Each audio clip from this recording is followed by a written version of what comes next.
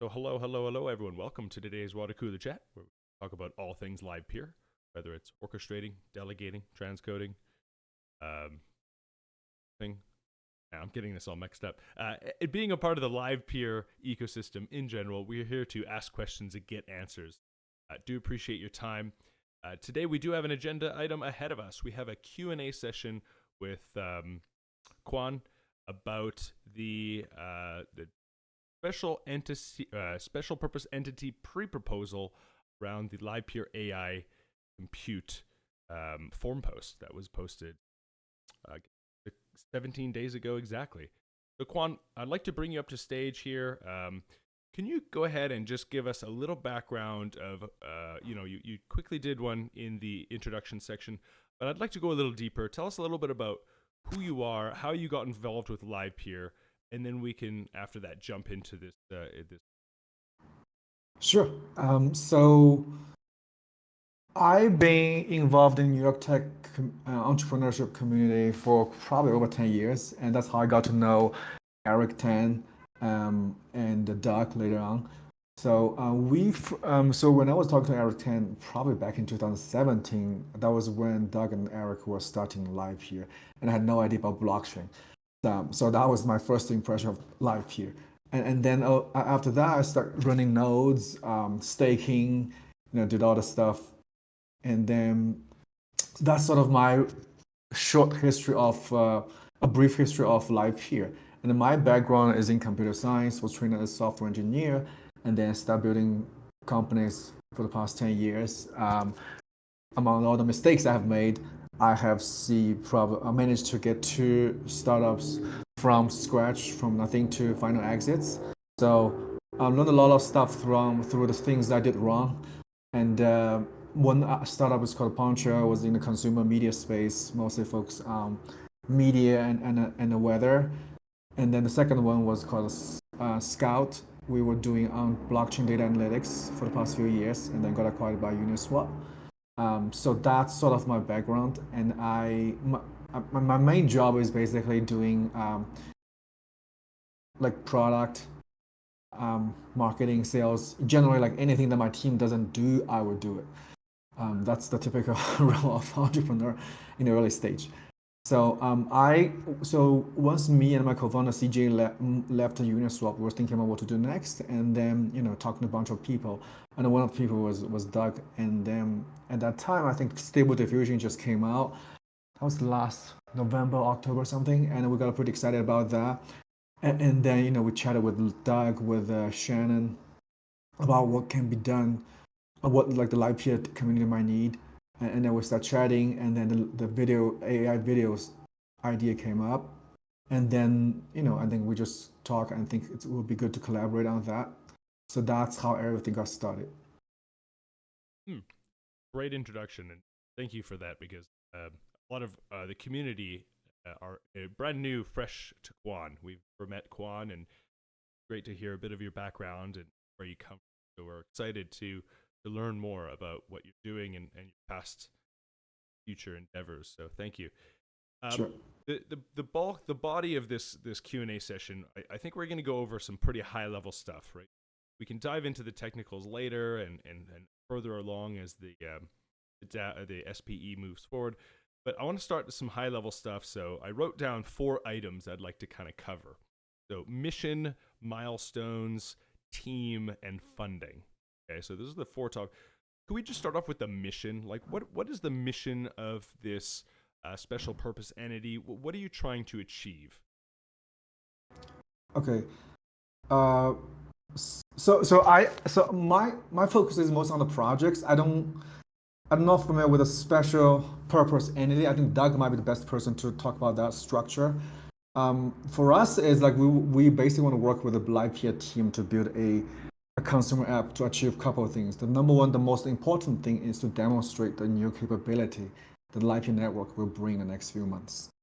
I think as Yongdong laid out, which was text to video, image to video, maybe text to video as well, and then to sort of inspire future developers, startups to start building on top of Livepeer. So that's the number one priority. The second priority is we want to make this demo not only just a demo, but also has some repeated usage, has potential to have a business model that pay for all the computing that we'll bring to the network. So that's sort of two main priorities. And the whole mission, I think, for Livepeer is we want to, as we are seeing more and more AI video coming to the world, we don't want to centralize the entities to control all these AI computing powers. As I said in the proposal, I think Livepeer, as you as the leader in the open video infrastructure space, you must lead this revolution to actually have the open video infrastructure to get more people to build on top of this infrastructure rather than relying on a small set of cloud computing companies like Google, Amazon. So that's sort of the mission I'm seeing. And then feel free to jump in, Doug. Yeah, sure. Thanks for laying that out, Quan. I think that's pretty spot on. Just at a high level, I published a tweet thread a couple weeks ago about the opportunity to bring AI video compute onto Livepeer, and last week I published a blog post on the Livepeer Medium blog called "The Road to Livepeer's Road to AI Video Compute." Recommend everyone give it a skim if you haven't so far. But we've talked a bit about this before. I hope everyone sees it as exciting to put all these GPUs on the network to work in order to perform AI inference task, of which there's multi-billion dollars of spend on infrastructure, and Livepeer is well suited to tap into that and get these GPUs on the network humming. So if you just really zoom out at a high level, this is a big opportunity. But that requires a lot of work. It requires research, design, engineering. It requires a front end app to be built to demonstrate it, to be put to use to collect data about how cost effective the network can be. And so, I think Kuan did a good job of laying out like two priorities of this SPE. But if you just really zoom out and simplify it, it's hey, it's going to take team and work and funding to take these first steps to bring the capabilities to the network. And you can just look at, hey, there's a group of people that ask for sort of that first milestone of funding to do that first milestone of development and proof work, um, and apply to the treasury for that funding for the community to vote on. And certainly there's lots of potential milestones in the future based on what we learn and how much we can invest and grow this in the future. But for now, let's just create this group that has some of the funding to run at the first milestone. And that's what the SPE and the initial proposal are about. Very cool. Yeah, I do appreciate the clarity on that, and I personally I can see the alignment between Livepeer and SPE and moving forward in these kind of things. I'd like to quickly pause here and just open it up to the community. Does anyone have any questions based on what Kuan and Doug just talked about around the mission and direction of the SPE? Feel free to jump in.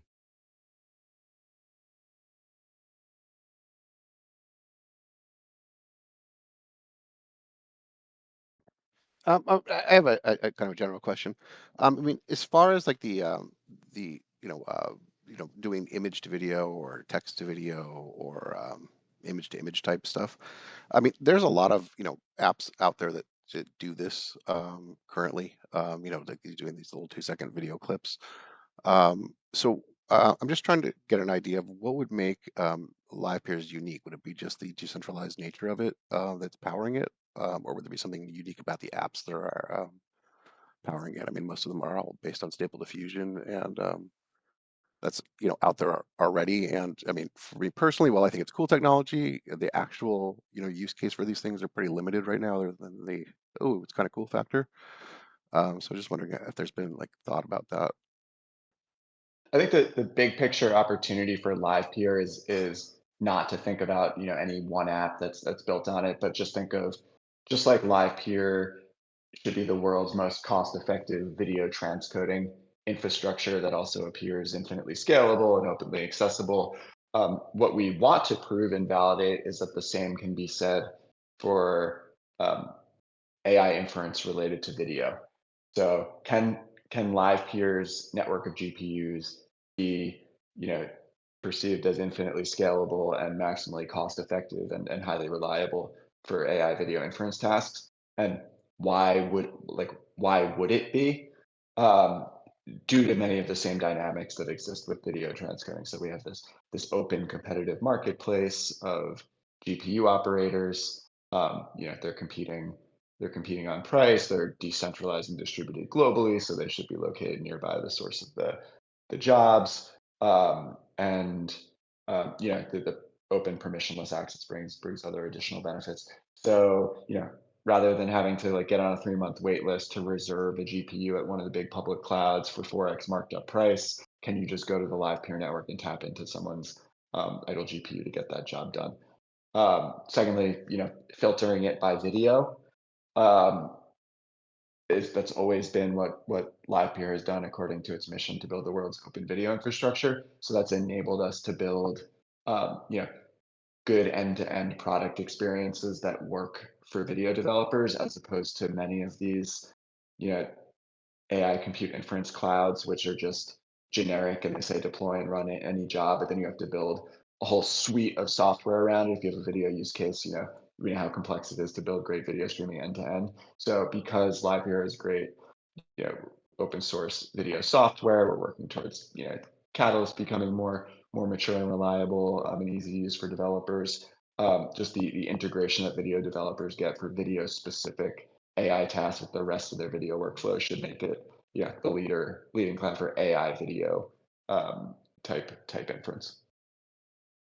On the consumer app side, I mean, I think Kuan could speak to like some of the thoughts about the first iterations of apps that he and CJ are thinking about building, and that's a big short-term opportunity to help show this to the world and validate things. But yeah, big picture, you can think more about Livepeer as the infrastructure, as always.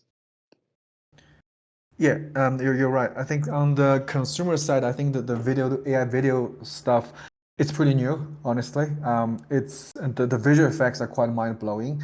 In terms of business case, I think as a community, as a whole industry, we're still exploring.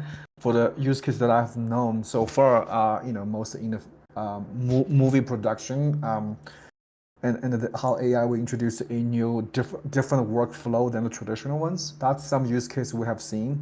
And in terms of the consumer like viral social side, I think we're still exploring.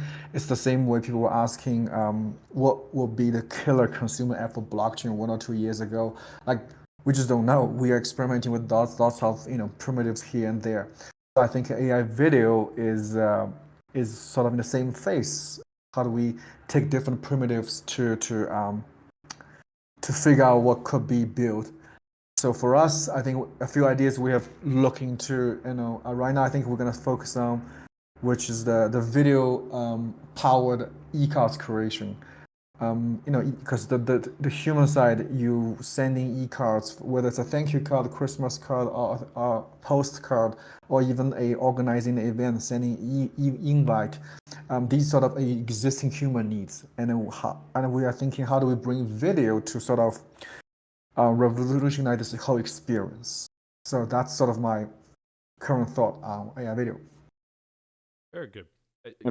And I guess also this goes back to my question about you need to have something, I guess, to test this to see is it cost effective compared to competing solutions, because that's the part that I guess we just don't know until we have an app to test it on to see like how much compute does it take and figure out a way to be able to quantify that and charge for it, internally, I guess, as well. Yeah.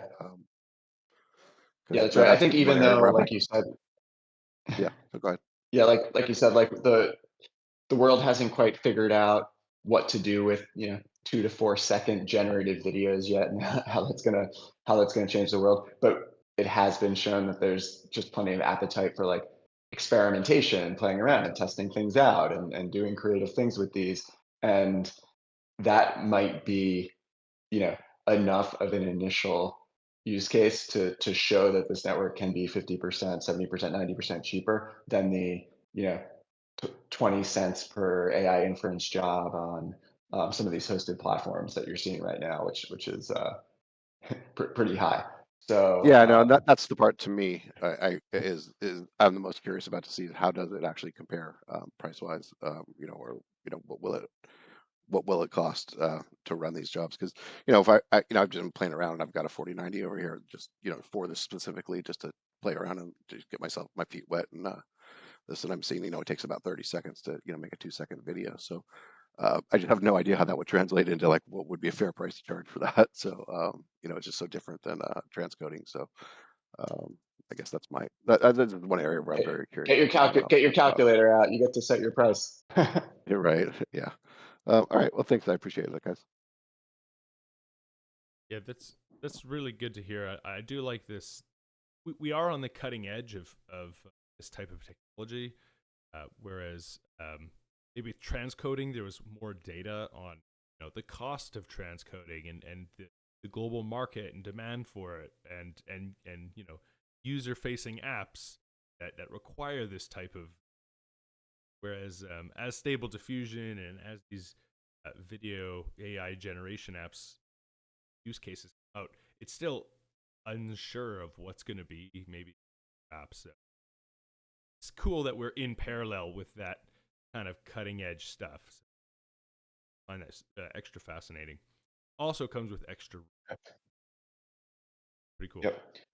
By the way, it's also worth mentioning, like generative video is the first like demonstration use case here that's sort of motivating doing the work of how do we add these tasks to the network. But that's not the only form of video AI inference, right? We talked about like using AI to upscale videos, using AI to do frame interpolation to make the animation smoother, using AI to do automated scene detection and classification, object detection in videos.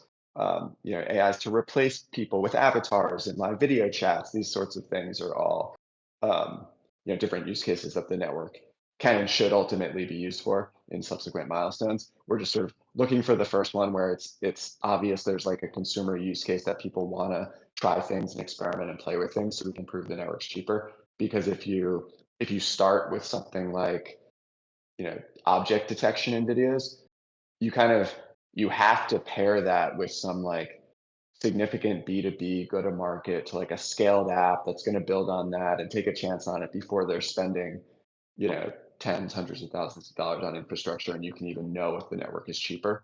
Whereas if you start with this sort of like fun consumery use case, we already know, if it's free, consumers will want to try this and type in things and play with it, and that'll let you test the network and see how much the infrastructure costs.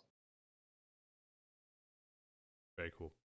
I'd like to move now into the next kind of item. So we just covered mission and kind of some broad, big ideas.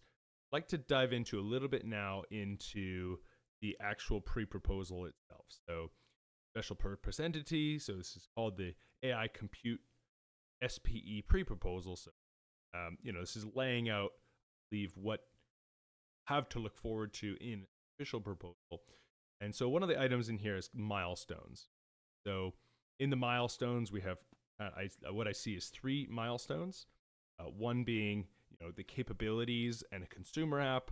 The second being Livepeer credits to fund the network while people use these apps. And then the third is orchestrator bootstrapping program. So Kuan, do you want to tell us a little bit about the first milestone, this core development, figuring out capabilities, and what a consumer app would look like that you?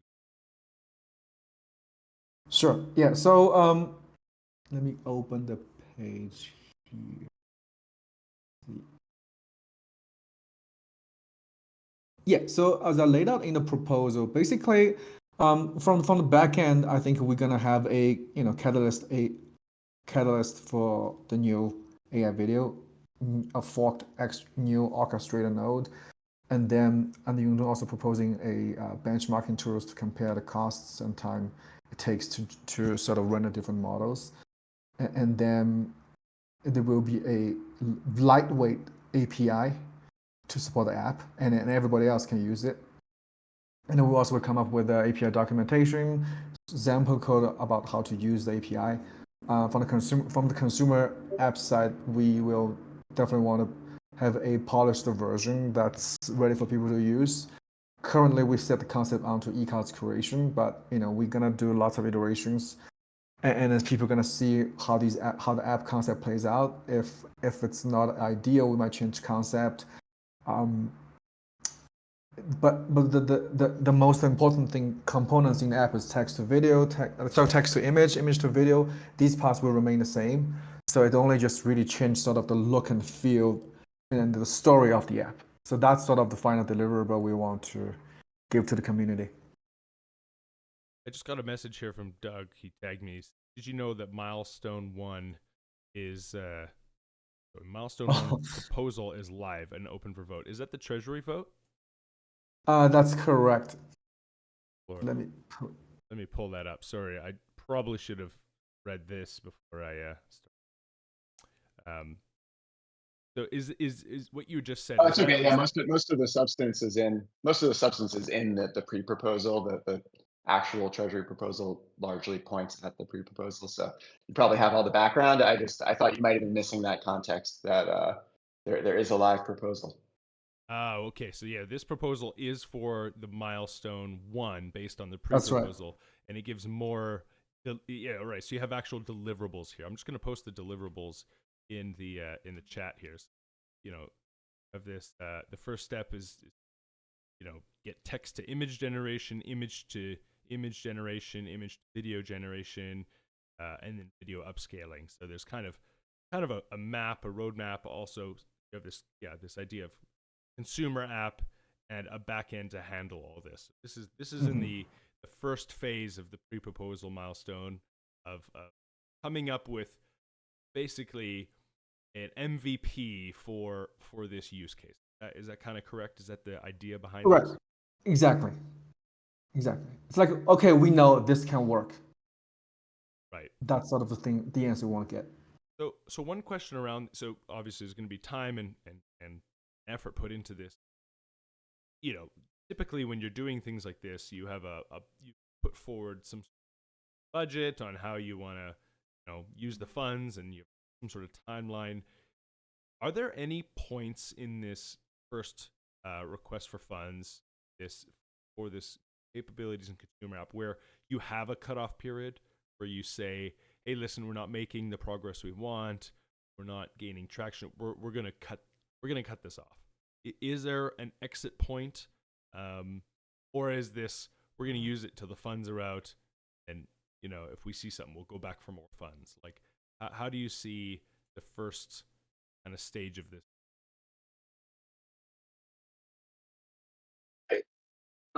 In the first proposal, there's no like intermediate um, cutoff or evaluation point um, necessarily. I think that comes inherently at like a second proposal for a second milestone follow-up work. That's where the community would get to evaluate it. I would say, I'm really thankful that Kuan is, made the proposal and is sort of planting a flag as the SPE lead, because it's great for like the decentralization um, of the network. I would say, I don't know how much detail people read into the pre-proposal, but on the team, Sarah Armstrong, who's like the live peering ops and finance lead, is going to be like the token administrator and the wallet holder of the SPE, and she's not receiving any compensation from the SPE itself.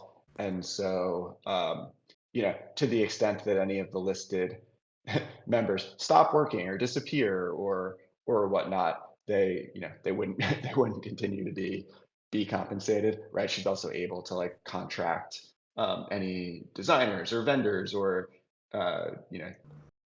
other third-party services or infrastructure providers if needed to accomplish these goals. So yeah, I don't know how well it's documented. There's a little bit of like checks and balances there, but the big one from the community would just be releasing, further funds in an additional milestone. The sort of, internal trust Livepeer ops one is just I don't know, proven history of ops and financial management. Yeah, I mean, I personally am pretty confident that in terms of completion of the milestone 1, I think it's doable.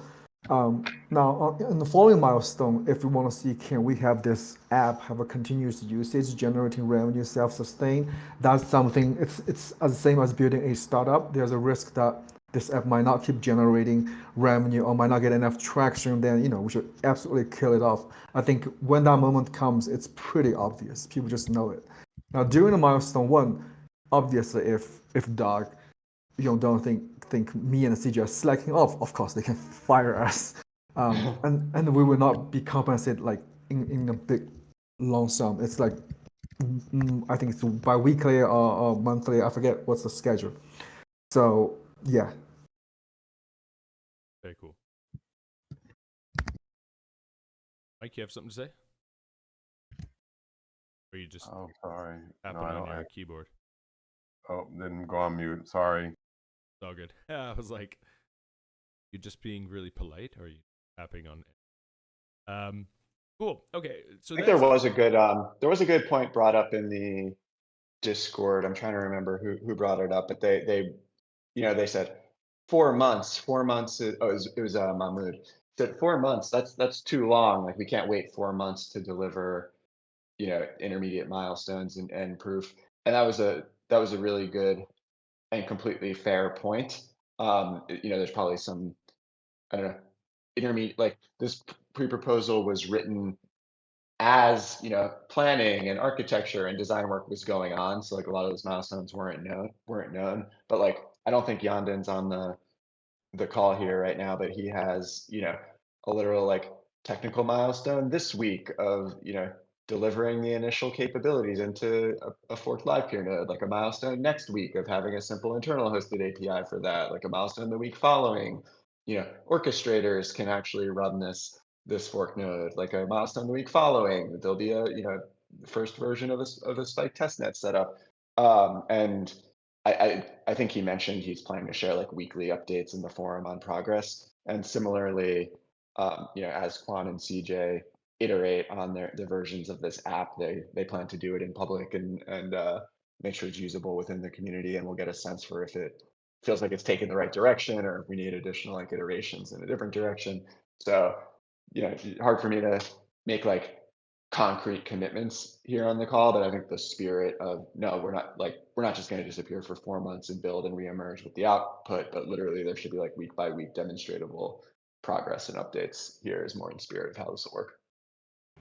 Yeah, I mean, we're more than happy to show you what our progress. I think I can't tell you when we can do the first demo, but I think once me, CJ, and the Young Dom can figure out what makes sense, like what will become demonstrable in the next few weeks, then we can, maybe go to like water cooler or whatever event you guys think makes sense to show you what we have built. Cool. I want to be respectful of Kuan, your time. I have 3 more topics plus maybe some Q&A at the end. How much time do you have set aside? Are you good to the top of the hour? Can you go beyond? What's your time frame? Yeah, I mean, if it goes beyond a little bit, that's fine with me. Awesome. So yeah, that kind of segues into my next item, which is the next milestone, which is around Livepeer credits. So, I guess the first milestone would be, this completion of this usable app. You have created this MVP around a use case. What does the second item look like, Livepeer credits? This is going to be, looks like you're applying for funds to pay for the work being done. Are these Livepeer tokens getting converted into ETH and then paying transcoders on or network orchestrators? Like, how does the second milestone?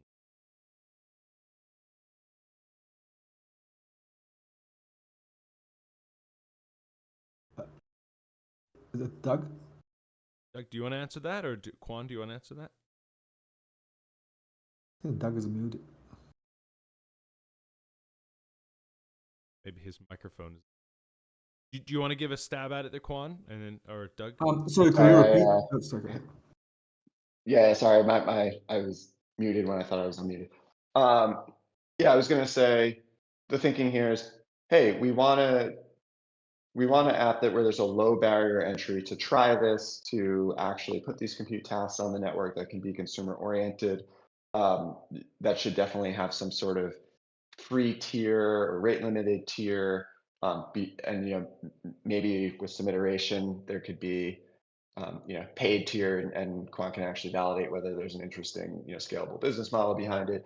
But if you have something that's free to use, and the whole point is that we're developing this capability on the Livepeer network, we're proving it can work, we're validating that it can be much cheaper than other inference clouds, then it might make sense for the community to essentially like help bootstrap that application by providing funding for infrastructure spend. And that does two things. One is it allows for this like consumer free tier where we're seeing, you know, a significant volume of fees actually flow through the network. We can show there's demand, we can show it works, and we can find out orchestrator pricing. That's one benefit. The other thing is it can actually, and this relates to the third milestone, which there's been some feedback that it's not necessary and that this might be a good, that might be a good argument, because if you release this like infrastructure credits funding, then that actually helps bootstrap the orchestrators that are maybe like making investments or paying to upgrade their hardware, or using their hardware in these like early test networks and stuff before they know how to scale. If they know that there's, hey, X, $100,000 worth of infrastructure credits that are going to be spent on the network in fees, and they have the chance to compete to earn those fees, it sort of justifies the initial investment in time and use of their hardware, and therefore maybe we don't have to help nodes bootstrap their hardware directly. Instead, it can be indirectly through the use of the network as we're proving that people want to use these capabilities, and that the network can be cost effective. So yeah, I think that milestone two is interesting for those reasons. I think it's, you might see an application for it as we near the launch of the app in the test network rather than a full delivery of milestone one. But that's, also totally open to, the feedback and how the community thinks the progress is going, and whether that's justified or not. I think that answers that question. I think good way to go about it. I think that would advise people to want to supply the hardware needed. I like that idea. The third item is around it. I think it falls under a similar category. If you could clarify, but it's for orchestrator node subsidy / bootstrapping, right? So this is, I believe, a part where we can give grants. Is this an idea around giving grants directly to O's to pay them for their setup? Is this going to the SPE to then hand out to node operators that want to do this? How does the third milestone? Yeah, I mean, that was just a really early idea in that same vein, that like, hey, if we find out that our node operators are not, they don't have the hardware that's required to do this well, or we don't have enough scale on the network, and we need actual additional incentive programs, then hey, we could design an incentive program and apply for treasury funding in order to run it. And yeah, I don't know whether that would be like direct grants to O's, or purchase of hardware that O's can compete to earn, or something like that. But actually, as as we were just discussing, that second milestone, just having enough you know guaranteed fees that are earmarked for paying for these tasks into the network that O's are competing for, might be a better mechanism. So I would say don't expect anything concrete from milestone three yet, until we learn a lot more, and it actually feels like maybe milestone two would be sufficient. But again, I think there's unknowns just in terms of like what sort of scale and performance we'll see from the O's based on the current incentives. Definitely. Yeah, I'd like to open it up now. Does anyone else have any questions or milestone or map for this?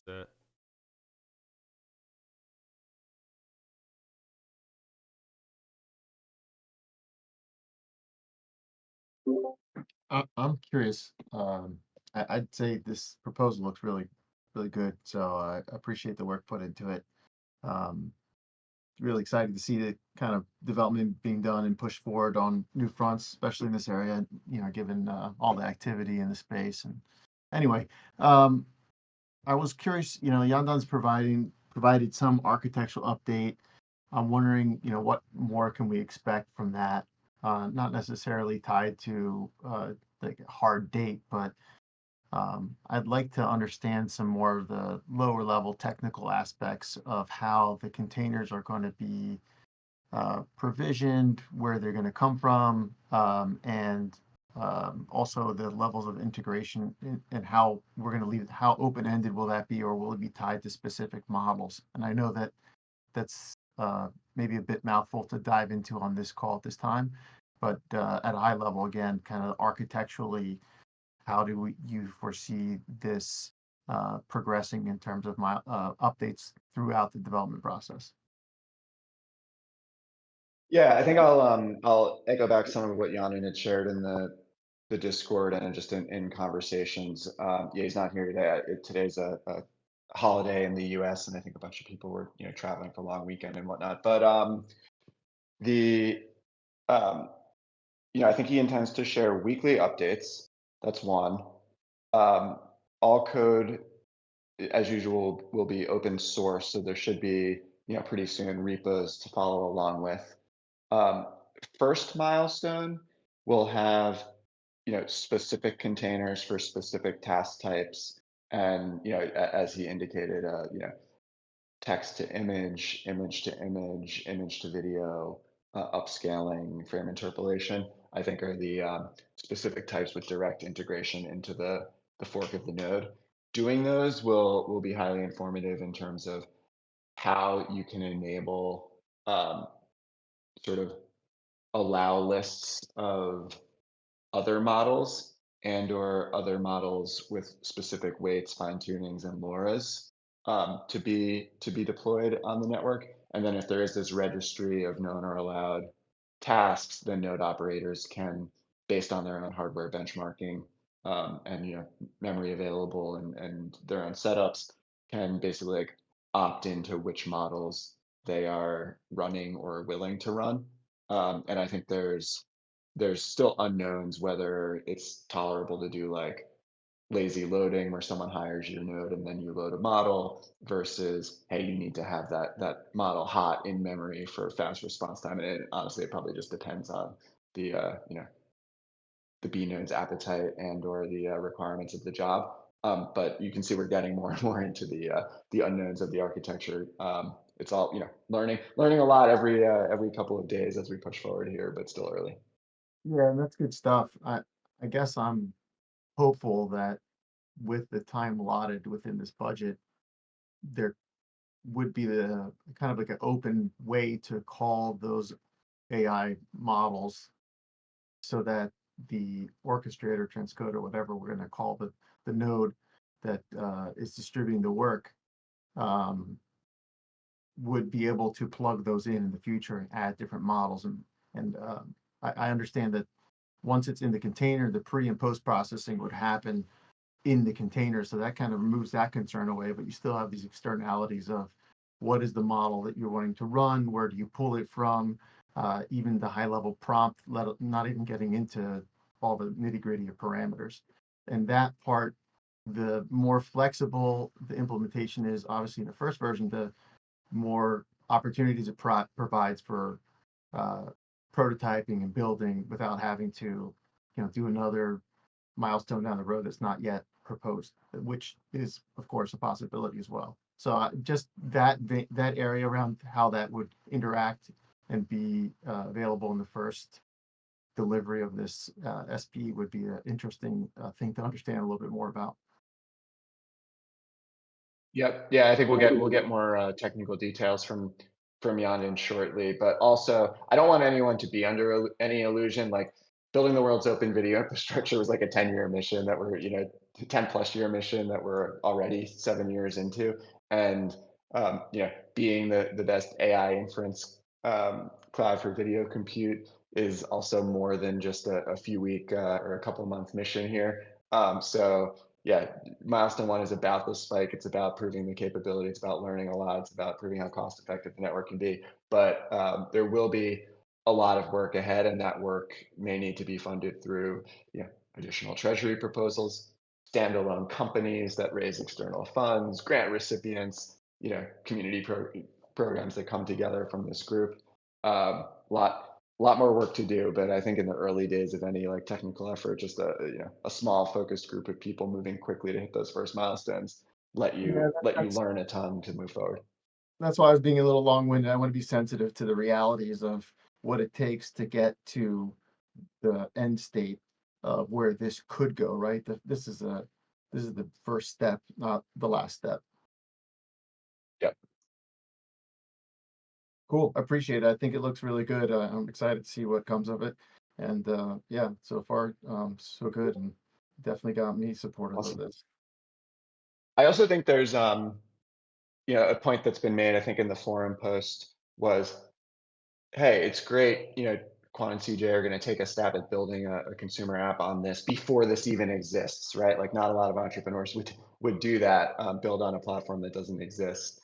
And so that's great, and that's partly why some of this funding is warranted to spend that time and take that risk. But like, don't think that this SPE is the only way that this mission is going to happen or the only way to get involved. Like, I think on the infrastructure side, if anyone wants to work on, research and adding more job types or node implementation, I think applying for grants or treasury funding through other small entities, if you will, is totally viable. And on the app side, if anyone has app ideas or apps that they want to build that leverage this capability, I think we should find ways to apply public goods funding and LPT at this stage to do that as well. There's micro grant programs, video disruptor grant programs, and obviously AI video compute is the hot topic for probably the first half of this year. So yeah, don't think that it's like this SPE or nothing. There's plenty of sort of public goods funding to go around to everyone here who's excited about this mission. Right. So what I'd like to do now, because we're coming up on quite a bit of time, so I want to end, or sorry, I want to have one last question around the team, and then I want to go into some opinions Kuan might have. So just a couple opinion pieces. The quick team question is: I see that there is a team of people that are a part of the SPE. Are there openings for people to join the entity? How does that work? Or is it kind of a set group and going to be working tightly? I mean, for the app side, so far, I think we might, down the road hire some design help just to help us to look at fonts, layouts, make sure these things, user friendly. On the engineering side, at this moment, we don't really have any opening.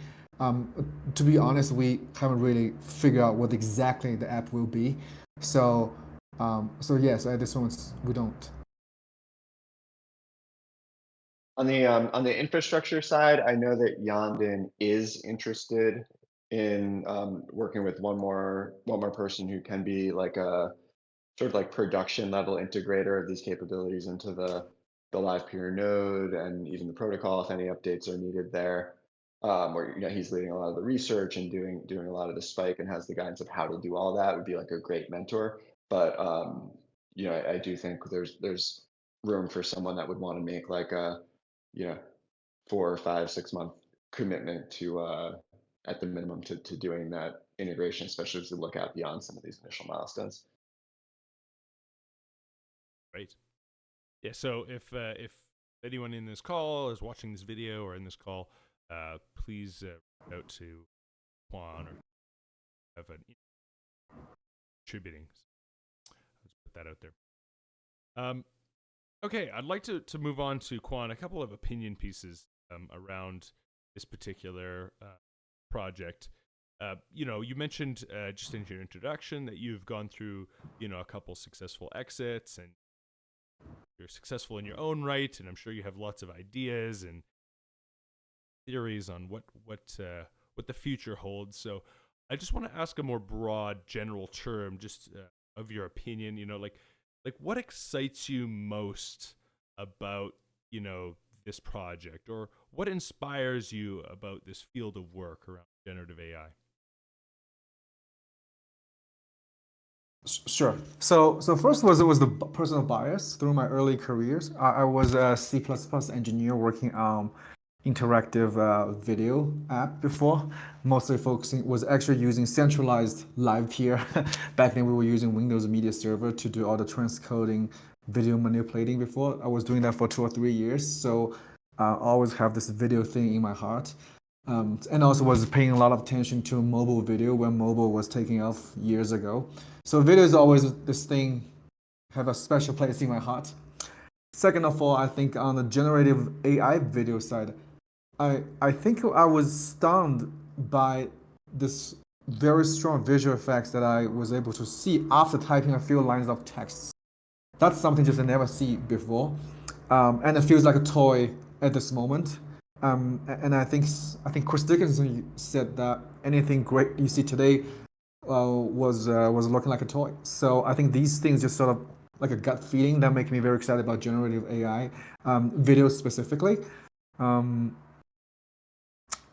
so yeah, and I'm hoping to create something like big, huge consumer social related product in the AI video space. It's gonna be tough, but it's just extremely exciting. Is this something you're going to be working on full time, or is this kind of a part-time side thing from something else that you're working on? What capacity are you involved with? For the milestone one, it's I'm full time. And you're okay with that? Do you have anything set up after, or something you're just so interested in that you're gonna pursue it until you find something else? What's your capacity for interest going forward? Sure, yeah. Right now I'm 100% interested. I don't have anything else planned. I don't have any other areas I'm exploring. Before actually exploring AI video, I was exploring other blockchain applications such as ZK, and also social trading on blockchain. And I actually did a bunch of prototyping before, and I think, I'm done with that.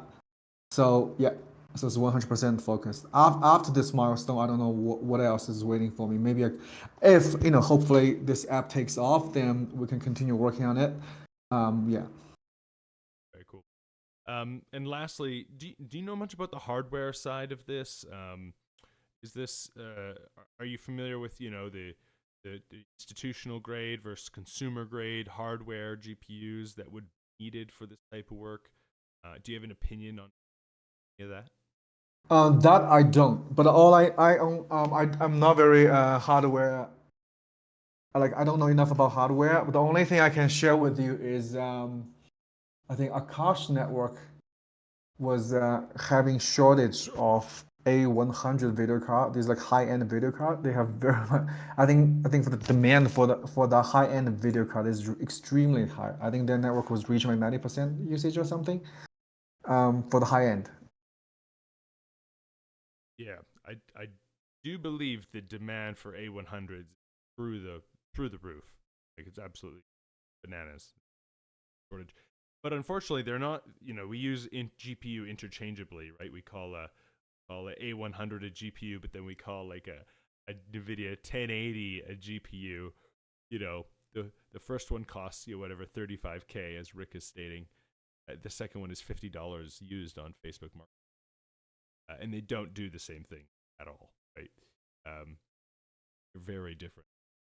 So yeah, the hardware conversation would think a question we're gonna have as orchestrators going forward, whether this becomes an A100 battle or if it's actually usable on consumer GPU, and we can source that a wide range of spare capacity.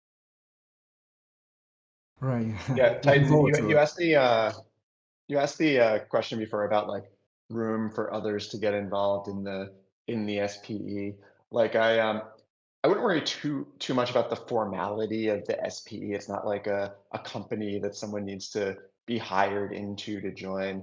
I would think like, the first milestone funding is requested for, the pretty lean team that's listed there. But specifically on the hardware side, when we look at those things like milestone 2 or any other like bootstrapping or incentive programs that are needed to solve this hardware problem on the Livepeer network, I think that's an area where the orchestrators might be best suited to actually understand the requirements, the benchmarks, have done the testing, understand the costs, and maybe, you know, design or pitch a program if one is needed in order to address that. And I think, you know, because this SPE exists and there's a little scaffolding for like where the tokens go and how they're allocated out and stuff, that you know, like designing and pitching a program related to that would be something that like the O community would be well suited to do.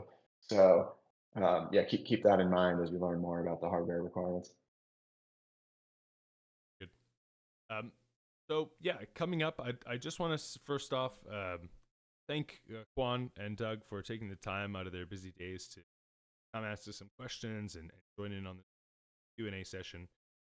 Do we have any last comments before we sign off from the?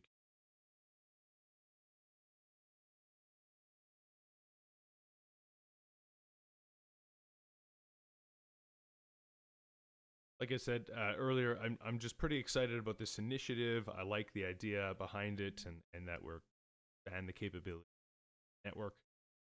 Thank you, Kuan, for coming, and thank you, Doug, for joining in. Next week, we do have a scheduled call with Yondon, going into some deeper topics about this initiative and maybe some more technical questions we can ask. And I do invite Doug and Kuan to come back next week, do a Q&A session with Yondon as well around this topic. Yeah, we're all following along closely as a community, and yeah, pretty excited for this. So once again, thank you guys Thanks, for Heidi. coming, Hey, and appreciate it. can I make a quick plug for tomorrow? We have our once a month open ecosystem call, and I actually scheduled it in the you know, one of the water cooler stages or the treasury stage here in the Discord. The topic, unsurprisingly, is, you know, Livepeer's road to AI video compute. I know for this group, might be a little redundant relative to all the details we just covered here, but I do intend to go over the highlights of the blog post that I made that kind of walks through the opportunity at a high level. Anyone is welcome to attend, but as I mentioned, similar topic to what we have today and what you'll be diving into with Yondon next week. So I hope to see some of you there. Otherwise, we'll talk soon. Thanks for having me on. Cool. Thanks for joining us. What we'll do now is we'll jump into the rest of this water cooler chat where we talk about the topics that we want to cover community. We had a few at the beginning, and Mike Zuper had some there at the end as well. So yeah, let's jump into some of those topics. If you do want to come up to stage or have any questions, we do have quite a few people listening in. But yeah, that concludes our Q&A session. Yeah, so come up to stage, raise your hand if you have any questions. So the first topic we had, I'll quickly go over, is Arunas. Arunas talked about the Livepeer Explorer, whether the inflation rewards are calculated on the Explorer. I believe Rick posted a little thing saying that it's not calculated. Rick, do you want to chime in on what you found? Yeah, I quickly checked with the code, and for me, how I saw it now, it comes from a user's API from Livepeer, so it could be that the inflation is already adjusted there, but I cannot directly find it in the code. But I asked Adam in the developers lounge to answer that question because he wrote that part of it. Definitely. Was this was specifically about whether the value showed include the treasury cut? Was that Correct. Yeah, I don't believe it does. When the treasury cut first went into effect, I remember looking and noticing that the values hadn't changed. So I don't think that it does account for that. No, from I think from what I saw, the only thing that it could be that is that when it's already handled at the API, so the user API, but it's not in the code base. Yeah, I don't. Sorry, and I don't think it is handled anywhere else because I just noticed when it went into effect that all the values stayed basically the same. Okay. So That's nice to know. yeah, I don't think, but yeah, getting confirmation from Adam would be great. But from my observation, at least when it first went through, that it had not been updated and based on. And then since you looked into the code and also see that as well, I don't think it's ever been addressed. That's good to know. So I guess Let's to wait. conclude, the value is not correct that we're seeing on the Explorer. Yeah, let's wait for Adam. Otherwise, I will open the issue with the Explorer. And I just want to say, Rick, you've been awesome, just all over the place, just jumping in on everything and getting stuff done. So appreciate it from my side, and probably others as well. No problem. I love the product. It's amazing. That's good. Thank you for looking into that. Hopefully, we can clarify this point, especially for those people who knows about treasury and then they want to delegate. So if they want to do the calculation, work out what's the inflation rate was going to be, so as accurate we can present, I think that would be better. It's an important point. I agree. Thanks. Great. So that answers that topic. Wonderful. Mike Zoop, you had some off-topic, non-AI questions. Do you want to jump into them now? Do you want to bring them up and share with the community? Yeah.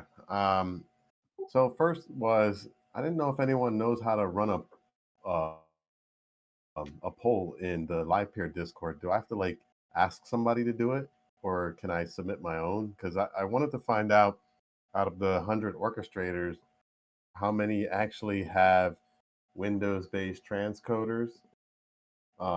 Just curious. I know there's been a lot of talk about Windows support, and I've been spending some time on it. But if there's very few, I know there's a couple, but I just wanted to get a sense. Was it 5%, 30%, 50%? What the number looks like for Windows support. I'm real close to having it compiling. I'm just a couple small little snafus, but I've been beating on it for a while, and I just didn't know if anyone else has made progress, or just in general Windows support.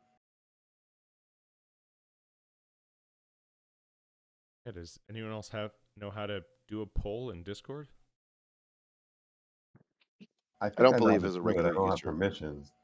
Yeah, I was gonna say I think it's a permission thing for someone without the right permissions to set up a poll. You could do it like an unofficial poll by just having like a click 1 or 2 or for a yes or But as far as like a real poll, I think you need to be. I don't know what level your permissions need to be set up, but MZ says he knows now. Shan says you could at orchestrators with a question and then just get them to react with an emoji on the down. Up, right. down. Yeah, that's what. All right. Fake. Yeah, Patrick that's says smart. fake poll with emojis. MZ, do you have like an official way you know how to do this in Discord?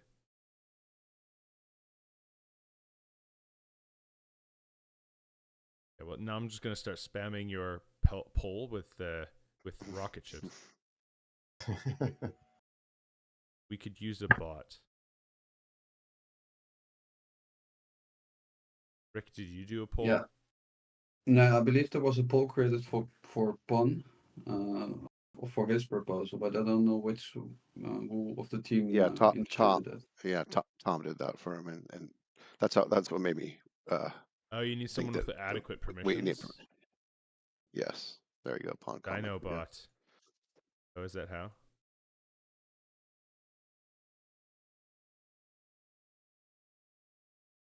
Cool. Okay, well, maybe we can like allocate somebody to polls. Maybe community admins can do them. Could use that as a tool. Oh, I see. Yeah, because Palm actually posted the poll on behalf of Pawn. Happened, right? Correct. Okay. Yes. You just need the permissions. Okay. Yeah. Let me reach up to somebody higher than me to do that. Admin polls. There we go. Polls. And I also just I wanted to comment on Mike's question just in general about people running Windows. Even if individual orgs aren't running Windows, I still think that for the there's a lot of pools that have transcoders that are running Windows. So something to consider that if we run a poll and it shows a very small percentage, it's still, I think, important to support Windows if we want to have pools be a part of the protocol. I know that our pool and Titan, I'm sure you'd like to have full support for all the capabilities in your pool too. Yeah, majority of people in my pool are Windows. Surprisingly enough, when I first started the pool, everyone was Windows. Nobody had a Linux version. But as time gone on, more people have been showing up with their Linux boxes. So I'm looking at I'm looking at about 70% of my pool is Windows. And that's down from about 95% using Windows. So, Linux is the people that want to be in a pool tend to be Windows users. So, there's that. So yeah, I mean, I'm all supportive of Windows. I know at where I live, I run a transcoder in my own pool, and it's on Windows. So yeah, I run everything on Windows except for like my standalone org.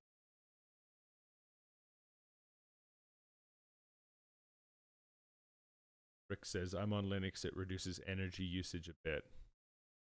Sure. That's what we're worried about. So, yeah, Mike, does that help answer your question? Or actually, no. The real question is, how are we going to do a poll? Let me look into that. Yeah, no, that's good. I think, as long as there's a definite need, and I know I'm part of the pool for Video Miner, so we definitely need to have a working version. And it seems like the DevOps for Go Livepeer and Livepeer Inc., they have been unable to do it. So as of the 7.1071 release, anyone running Windows will be generating inferior quality than somebody running Linux with the CUDA SDK installed. I just kept the I mean, poll. the fact that it's just different too, that's kind of weird. If you're sending a job and it gets swapped to a different orchestrator that's Windows, that's probably not a good thing. Yeah, you're getting one quality one frame and another quality the next frame. Kind of, that would be.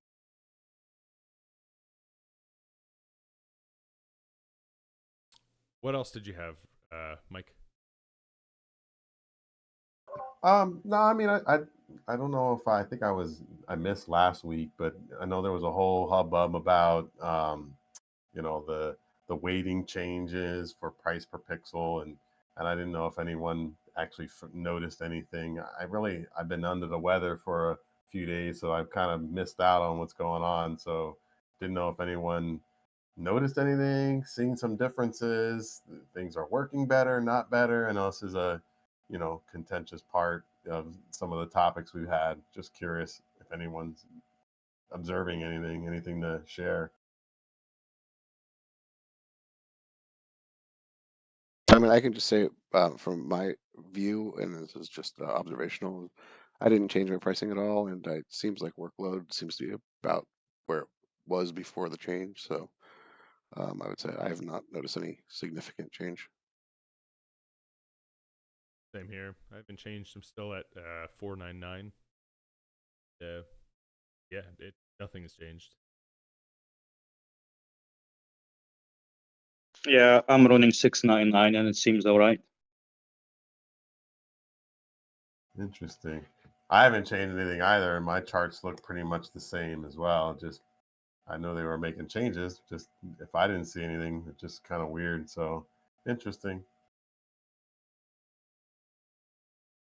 In my revenue, like transcoding value, is basically halved since the latest change, which makes sense. If stake matters less, I will get less jobs.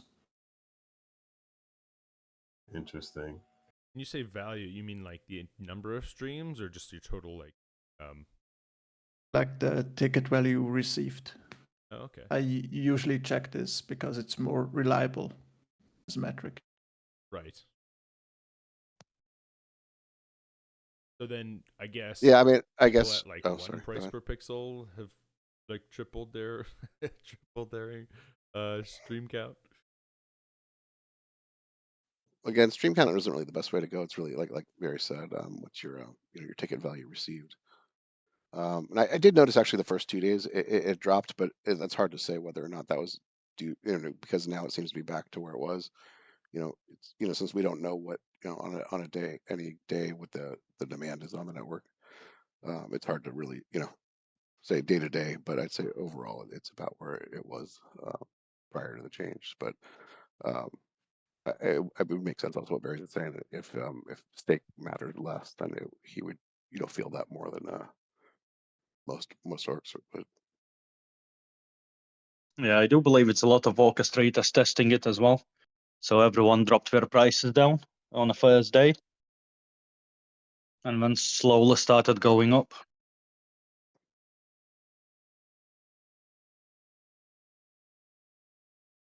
Yeah, I mean, you get down to a certain point, it really doesn't make sense to go any lower. I mean, it just if it, it just doesn't, it won't be doesn't make sense enough financially. So Yeah. So what I fix did on the first day, instead of lowering it, I raised it to the max. So to get VOD and get live transcoding streams, so to 699.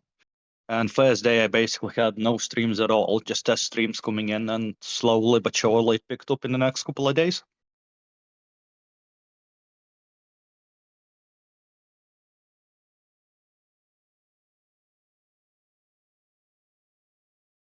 There we go. Yeah, I think it's much changed. Um, great. Any other comments on stream count, price per pixel, thing there?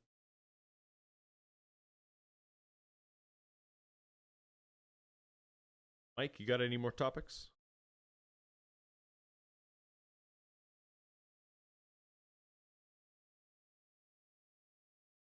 I'll quickly jump in and just say, just a quick announcement. I think people in the LID, the Livestream Innovators DAO, probably already saw this announcement, but we did have a bit of a refresh on the website, just a bit more in line with the Livepeer color scheme.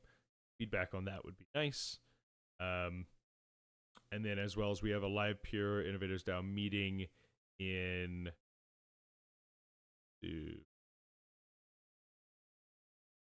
on the 23rd January. So next 8 days, just next Monday. Next Tuesday, sorry. We got another LID meeting where we'll talk about a couple of agenda items. The agenda items are in the events calendar. Look through that, but basically outreach and just current setup with it. Yeah, if you have any questions or anything, feel free to chat to the Livestream Innovators DAO chat and put it marked down for next meeting. And lastly, I mean, I had a topic around AI app ideas. I just wanted to bring up just an observation I saw was Twitch streams, and one particular live stream was Jesus, literally just a generative Jesus that answered questions based in chat, and it was interesting. But basically, this channel didn't have a person in it. It was a generative Jesus asking questions based on biblical text, and it had a lot of viewers, and it was pretty popular. Which very interesting use case for generative AI, and yeah, so I was like, oh, okay, like reading the news, reciting literature based on someone else's persona.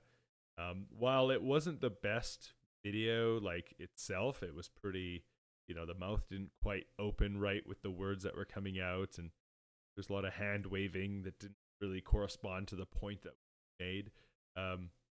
Was an interesting use case. So yeah, different app ideas, generative things, reading the news based on someone's persona. You know, you can rewrite things based on a negative context or a positive context in a video format. So yeah, just kind of coming up with these interesting use cases for generative AI. Helpful. So if you have any ideas, maybe we could start like an ideas thread, like just under AI video. Be just like a thread of just someone has an idea for an app or a use case, just throw it down. And yeah, Patrick, here's a good one: yoga instructor that suddenly has 3 arms from time to time. Feature, not a bug.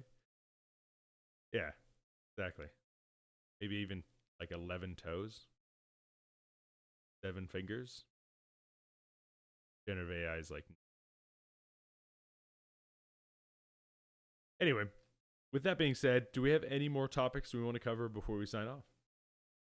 Topics, questions? I had one question. I noticed that the client does not give orchestrators the option to vote in that. That still needs to be implemented. Is that for some orchestrators a real problem right now? Yeah, so to vote through the orchestrator CLI. Is that what you're meaning? Yeah. Sorry. Yeah. Yeah, voting. Because there is a vulnerability there. I don't have much. I moved my stake quickly, but I heard people that was a problem for them, that they have to import a JSON of their account. Yes. Yeah, voting. I believe you can vote in LIDs or not LID LIPs. So under the governance section, you can vote through the LIP through the client, but I'm not sure about treasury votes. Does anyone know if you can do treasury votes through the No, client? it still needs to be implemented. It's a feature request. So, but I was wondering if people are not voting because of that. Is there much of a difference between the governance voting and the treasury voting? Like, is it going to be a big hassle, or is it just needs to be implemented? It's not too hard. I think we said that it's on Victor. He said that is not too hard to implement, but just somebody needs to do that. Right. So, but if it's not blocking for people that they don't want to vote on this proposal, then it can wait a little bit. I can look at it in 4 weeks or something. But It's good that you mentioned that, because yeah, this proposal, this treasury vote, only has about 6 days left, but our participation rate is only 26%, so we don't have enough quorum to actually wait to eat quorum. Is that the right way to say that? yeah, I think you're right. So yeah, that was the reason why I'm asking. So I thought maybe some people have not voted because they don't want to input their JSON into a wallet, and that could solve that problem. So I also mentioned that with Doug, but I wanted to check from the other orchestrators if they have problems with that, then we have to speed that up. That being said, the previous treasury vote with Pawn received 70% participation. Yeah, oh, you're right. So Definitely that would be 70% of people that can. The 70% of they can vote based on the. And I think a lot of people may have been waiting for today's chat before they placed their vote. I mean, I personally was, even though I was planning on voting for it either way. I mean, I was leaning very heavily towards voting for it, regardless of what was said today. But I figured, had time and might as well hear, today's chat before I voted. So there may be other orchestrators with the same thought. Yeah, the same. I just want to wait. I will vote after this. Then I think I will handle it later. Yeah, and I agree with what Titan pointed out, that if 70% of the people voted last time, that most likely not a big issue. Clear? Thanks. I mean, even for the I think LIP last time, there was quite a few orchestrators that didn't vote. So I think that I don't think it's a big blocking factor. I think most people have their MetaMask connected to their account for moving stake around and stuff like that. Could something be implemented that you can't interact with Explorer while you haven't casted your vote? Something like that, so it would raise participation of the voting. I wouldn't support that personally, but I put it Oh, up for vote. all right, or at least make it very annoying. I mean, you could put maybe something that reminds you to vote or something like that, but I don't know if I would say like, no, if you didn't vote, you can't interact with Explorer. Fair enough. Again, just my 2 cents. All right. Any last questions, comments before we sign off? I did have a go ahead, Virus. Thanks. Just want to mention a post in the protocol discussion channel. So we don't have to discuss it now, but just maybe have a read, and then we can discuss it during the next water cooler. It's about an interesting tokenomics structure that I came across when looking at the AI blockchain project. So the main idea is basically that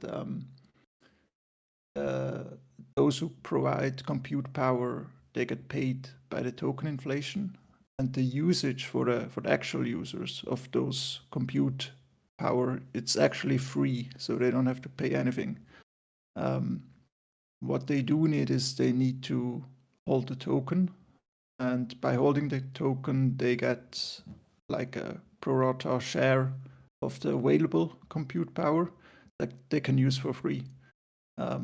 So it's kind of an interesting model that should attract a lot of users, and by that it would also make the token valuable, because they want to hold the token to get access to the free compute power. And yeah, just like maybe we can steal some ideas from that, implement it for Livepeer, not like a whole restructure of the current model that we have, but we could have like an additional separate ecosystem with some free usage, some credits that is funded by the Livepeer token inflation. Is it free though if you buy the tokens that need you to get transcoding or the generation? I mean, it's technically not free, but if you have in the end, like a deflationary token, or at least like a capped supply, you actually probably want to hold the token because you think it will increase in value anyways. For example, if you look at Bitcoin or ETH, you assume that it will increase, and if it holding the tokens will also give you free resources, like a share of something that you can use, it kind of makes sense. Yeah, so basically you're not getting a free transcoding, it's a chance even to earn money, well not free compute power, but even a chance to earn some money on top of it. Plus you're contributing to the network itself.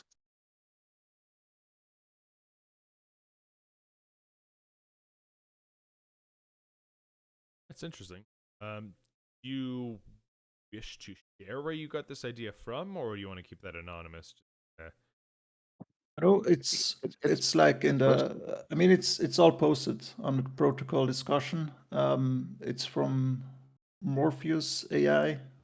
I think they're launching soonish.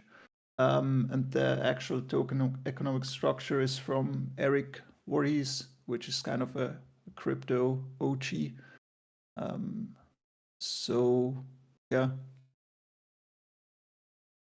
it's not that long. Like if you read the original, his Yellowstone compute model paper, I've posted the link there as well. It's really like a quick 10-minute read, and you should get the basic idea. Hey. I was actually looking at the Morpheus white paper this morning because I also saw I'm in their Telegram group and I saw that they announced what they're calling Fair Token launch on February 8th. Virus, do you know or have you seen the template that Akash? I think it's the founder of Akash that's working on it. It's a template to let people running nodes on Akash provide their compute to the Morpheus network. And I was actually wondering, like, yeah, what would prevent someone just running a Livepeer node, like contributing to Morpheus? And what would be the rewards? Like, what would benefit Livepeer as a project from that other than orchestrators just getting Morpheus token? I haven't seen the template. I've also seen it in the Discord that they're working together with Akash. Yeah, I'm just looking at it because I do have some GPUs available anyways that are not at all at capacity. So I might try to run it. I don't think there's at the moment there is not yet a headless headless program that we can run. That's probably coming soonish. And I would also need to check like the compatibility of my GPUs. Like I think you need a lot of RAM because they're using the open source Llama model. I think last I read is like you need 16 gigabytes of RAM, of VRAM.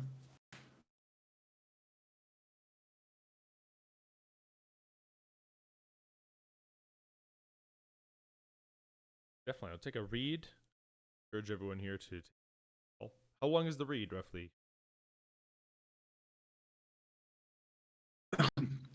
Yeah, it's just like I think 10 minutes. Like it's really a short paper, and if you read some of the stuff, you should immediately be able to like compare it to our Livepeer model that we have, especially like some of the pain points that I also highlighted in the post under the protocol discussion. Very good. I like it. Well, I'll take a read, and yeah, we'll bring it up at the next week's water cooler chat as well. That topic maybe following on Q&A. People could read it ahead of time. Great. Thank you for the post, Varys. Patrick, you had a topic. Did you want to share us? Share. Yeah, just a really quick question. I had put in for I put in a grant proposal, and I just wanted to possibly get some feedback on the idea. It could be totally async. We don't have to talk about it here or anything like that. But I'm currently developing with Livepeer right now. I just wanted to get some feedback on the proposal. Since everybody here obviously has a lot more longstanding time here with Livepeer than I do. Yeah, wonderful. Can you post a link to your grant proposal in chat? There it is. There it is. Great. One's called Video Disruptor Argo Academy. Argo. Yeah. Do you want to tell us a little bit, just quickly? I mean, we got about 20 minutes left, but do you want to tell us just a little bit about what Argo Academy is and what you achieve? Yeah, Argo is just think of Udemy embedded into documentation with on-chain certifications. So essentially, if you wanted to do video education for a developer community and you wanted a way for people to learn about the technology in a streamlined way rather than going through documentation, they can go through modular video courses, much like Udemy set up, except the developer community does not have to pay for it. It's embedded directly into the documentation rather than taking it over to YouTube or anything like that. Any type of streaming platform or anything. The intent is myself as a DevRel. I've come very frustrated with developing long form technical video tutorials and things like that. And it's significantly easier to update technical video content when the videos are modular. So if the technology gets updated, I only have to update certain modules that need to be updated, and I don't have to update the entire video course, if that makes sense. So that was the kind of the problem I was solving for myself. This is like the exact problem I have with my Udemy course and my video YouTube channel is, I put out a how to become an orchestrator tutorial video series like 2.5 years ago, and like Mhm. so much of it's already outdated, and I'm like, and it's all just like 1 30-minute video, and I'm like, oh well, all the Q&A questions on YouTube are below it, so I don't want to Mhm. delete the video, and it's outdated, and yeah, modularizing your videos would have been probably a better idea. It's like Yeah. shorter.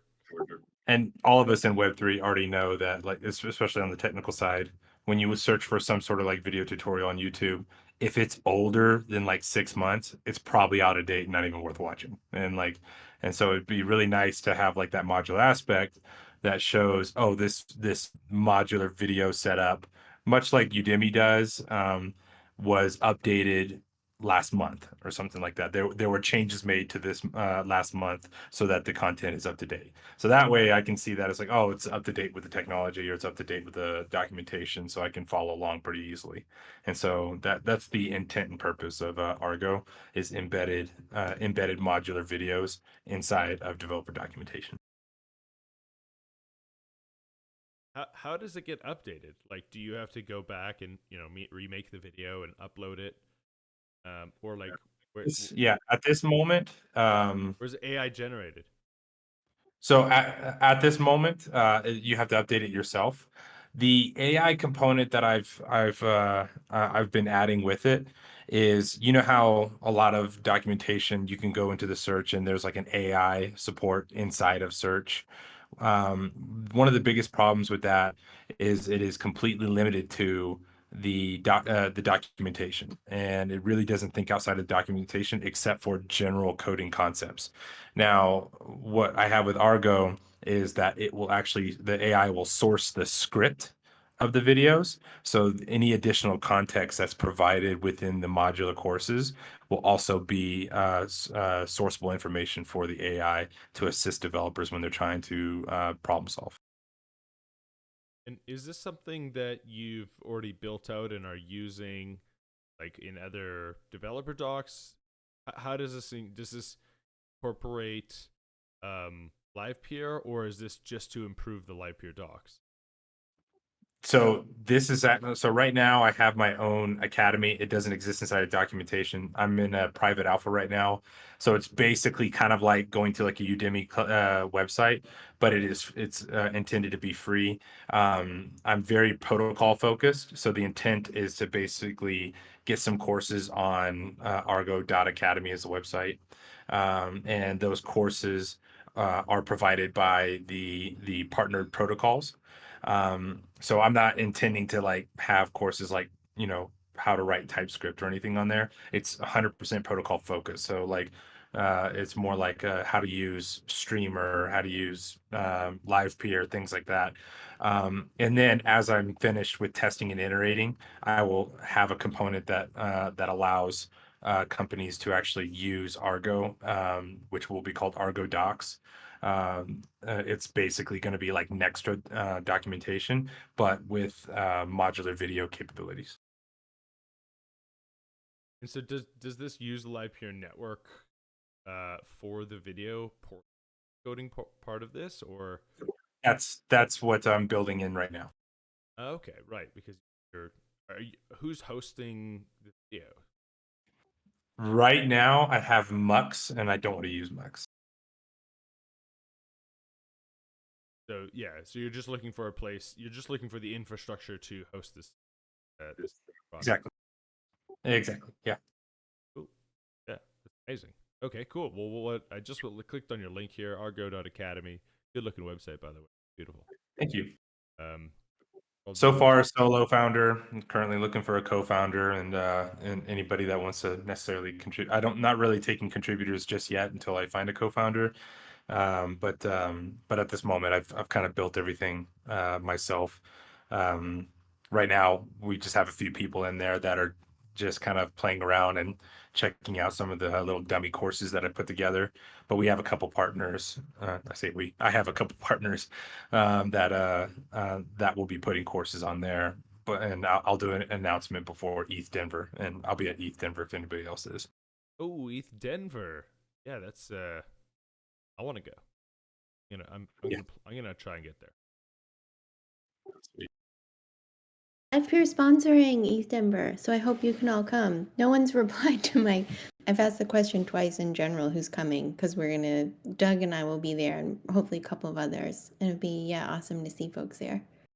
Oh, so actually, I don't know if anybody else saw this, but on Twitter, so I'm actually fighting somebody at Denver, and we're trying to live stream it. It's a jiu-jitsu Oh my match. So gosh, I was yeah. tagged in your thread, I think. Yeah, so I don't know if it was Natter that tagged you or somebody, but yes, yeah, we're looking for somebody to possibly like set up some sort of live stream, and what better than Livepeer to do that? So it's me and another DevRel from Developer DAO, and we're both Jiu-Jitsu purple belts and kind of competition heavy. So it'll be a fun interaction. I actually think that's kind of on brand for Unlonely, who I think are using Livepeer under the hood right now. I mean, the question is just like, what platform do you want to stream it on? Because like, as you know, like Livepeer is not a front end app solution. Like someone needs to create the interface. So like, I don't think we'd build you an interface to stream this, but like, there's certainly apps in the ecosystem that might be good solutions. Of course, and that's who we're looking for. At this point, I'd like to stream it on my platform. I just don't know if I'd have it ready by then, and so it would be pretty cool to find somebody that might be interested in live streaming a jiu-jitsu match at ETH Denver. Yeah. I think I'm lonely. I can ping Brian. Like, will you have like, do you have like a camera crew or like AV? Or do you also need that? I have professional camera equipment. I used to be a professional photographer, videographer, so I have camera equipment for like live streaming. As a matter of fact, here, one sec. So I have like this whole professional setup and everything on my camera. Oh, Nice. damn. Look at the quality Whoa. on that. That's high def. Holy smack-a-moly. Tell me what camera that is. I need that one. Yeah, that's a Sony A7R III with a 75 by 200 lens and a bunch of other little extra components and stuff tied into it. Little teleprompter wrapped to it and all that stuff. So I do all my video content and everything for like technical tutorials and stuff on this camera. All right. I'm That's upgrading. sick. Okay, Patrick, yeah, let's chat maybe offline. Like top of mind for me, like platforms that are ready to go. I mean, you could like if you have camera equipment, like Streamy is probably ready to go for that. I think Unlonely probably is. I may have a couple of others. I will send you a DM. Just actually also, Patrick, quick question on your grant application, which sounds really cool. By the way, just a minor grant UX question for you. We've migrated, as you would have seen, the applications to Airtable. With the rationale being just some like efficient like admin efficiency around that, but we did want to preserve like the opportunity for people to also continue to post their like applications in Discord and sorry in GitHub, but it's not a requirement for folks anymore. Was that a like headache for you to do both those things or? No, it seemed honestly, it seemed pretty obvious to me. Maybe it's because I'm an engineer, it's obvious to me, but Okay. yeah, I mean, it said this part's deprecated, check out this link, okay, and then it kind of gave you the guidance. I read the guidance, and then here's the form, fill out the information here, and I felt like it was pretty straightforward. Okay, cool. Yeah, because we really don't want to lose that opportunity, like Titan Node, like you said, like, can I see a link to your application? Like, we want to make sure people still opt into that. Yeah, absolutely. Cool. No, I didn't find it. I didn't find it too cumbersome. Nice. Excellent. Cool. Well, everyone, if you could please hop over to the link that Patrick posted and provide some feedback. Greatly appreciated. Always feel free to reach out for context or anything too. I've got like demo videos and all that stuff as well. So if anybody has questions, comments, concerns, complaints, wine's great, crisis of anxiety, just let me know. Cool. Yeah, excited. Awesome. Thank you, Patrick. Thank you guys. All right. Yeah, great. Any last comments, questions from the community for today's water cooler chat? Just on the Morpheus thing, I did have a look at Fierce's post. It's really funny. At the exact same time, I sent a note to Doug about Morpheus because I was like, Doug, have you seen Morpheus? Yeah, I have similar questions and like how it's like complementary or competitive. They've been like Morpheus team, like the founder in particular is pretty cool to like most conversation, but I'm happy to I know the Pocket team also like I'll see what I can do to maybe like get a cool discussion in our Discord with folks from Morpheus and Pocket and Livepeer, just kind of like level setting on the optimal token economics as like the DePIN movement and the DePIN sector is kind of like taking off right now. I think that's actually really like timely conversation. Do you guys need help with anything on Pocket? I'm one of the active Pocket DevRels. Oh, nice. I know the marketing person there. I think it would be like, I don't know who, I mean, it would be whoever like designed their token economics, because I think that would be like the focus of the discussion is like someone who can speak to that. Okay. You can ping me offline and Thanks. or after the fact or anything like that. We had a little bit of a musical chair situation the past 2 or 3 weeks. So as far as like tokenomics and everything, I can definitely get you connected to the right person. I just need to confirm that that person is still the right person for it. Cool. Thanks. And yeah, thanks, Viras, for bringing it up in the protocol channel.